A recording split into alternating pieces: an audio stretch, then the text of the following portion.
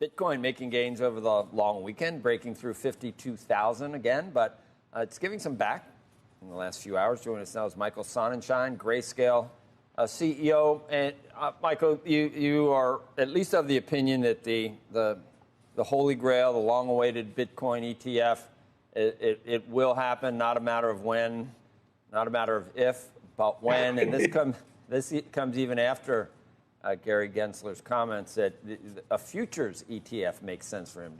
That's kind of strange to, I guess it'd be harder to do it on spot or to do it on actual physical Bitcoin. But why do you think he's more open to that? And is that like it's kind of like putting the horse before the cart, isn't it? Well, I think the commentary that Chairman Gensler gave suggested that he and the staff were perhaps resolved on some of the previous concerns they had had with Bitcoin and were signaling for the approval of a futures-based ETF. Now, there are substantial differences between a Bitcoin futures and a spot-based ETF, not to mention things like, significant roll costs and other protections that investors would enjoy. Now, as we think about the investor, situation here and what the SEC is really intending to do, they're really here to protect investors. So it would be short-sighted of the SEC to allow a futures-based product into the market before a spot product. They really should be allowing both products into the market at the same time and let investors choose which way they want to get exposure to this asset class. You're ready. And if you had to guess, when would GBTC actually, when do you expect to be able to go full on with an ETF? Do you think that'll be next year? It would be tough to speculate as to when. We have continued to work with the SEC around our flagship fund, the Grayscale Bitcoin Trust, to make it into a full-blown ETF, dating all the way back to 2016. But perhaps to some of the commentary we've seen, perhaps some of those previous concerns with the market are no longer there.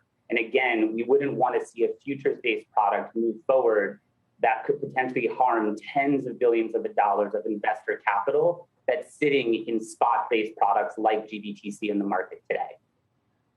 What do you think it means for Bitcoin and for crypto that, the headlines this morning all about El Salvador, they're buying more, it's going to be legal tender.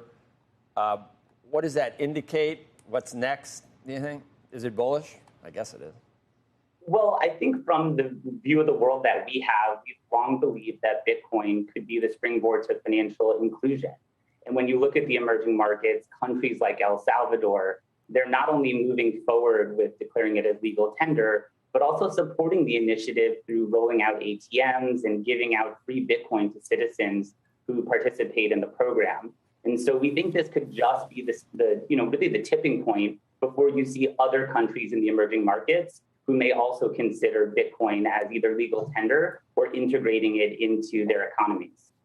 What's so staggering, Michael, about El Salvador specifically, and one of the reasons why they're doing this is that remittances are 23% of GDP, which is one of the highest ratios in the world. And there are a lot of other emerging markets that suffer the same thing. So a lot of the remittances come from the U.S., go to El Salvador. If you're working hard here, you want to send your money back to your family in El Salvador or whatever home country, you're paying fees to transfer that money and you lose it. And so that's why BTC is seen as a solution. But how much of what El Salvador is doing will be a litmus test, will be sort of, what the world watches in terms of whether or not this can be pulled off?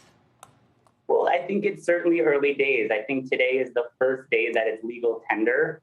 And certainly if we know anything about the community that is around Bitcoin, it carries a lot of momentum. So we would not be surprised to see knock-on effects either into other countries undergoing the same expiration or also kind of seeing the social aspect of seeing El Salvadorians begin to use Bitcoin as a remittance mechanism that then causes other folks in their networks to think about using it as well.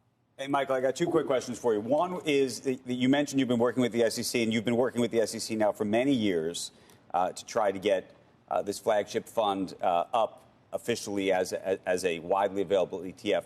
What do you think right now, if you could take us behind the scenes, is the single gating factor? Well, I think the SEC has been pretty public about this. They've looked at the underlying Bitcoin market and had previously said that there was not enough surveillance of the spot market for Bitcoin, and they wanted to see surveillance sharing agreements in place. And they also wanted to see significant regulated markets. And again, perhaps going off of Chairman Gensler's commentary, it signals perhaps that some of those previous concerns have now been resolved.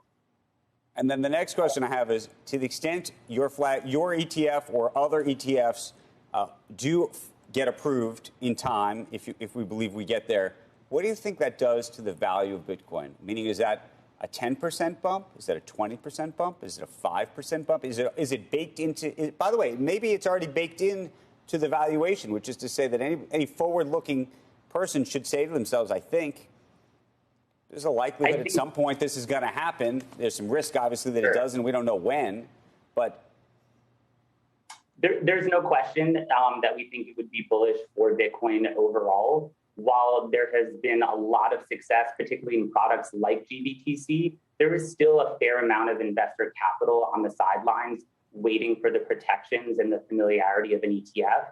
And so we do think those types of approvals will draw in more investors and more capital into Bitcoin itself. NFTs, good or bad for you?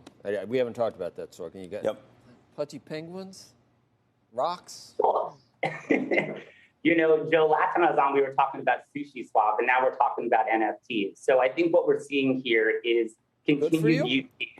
We're talking about. Well, I think we're talking about continued use cases developing around the crypto ecosystem. We're talking about provenance and trying to avoid counterfeiting. So it's a new development and an early part of the crypto ecosystem, to say the least.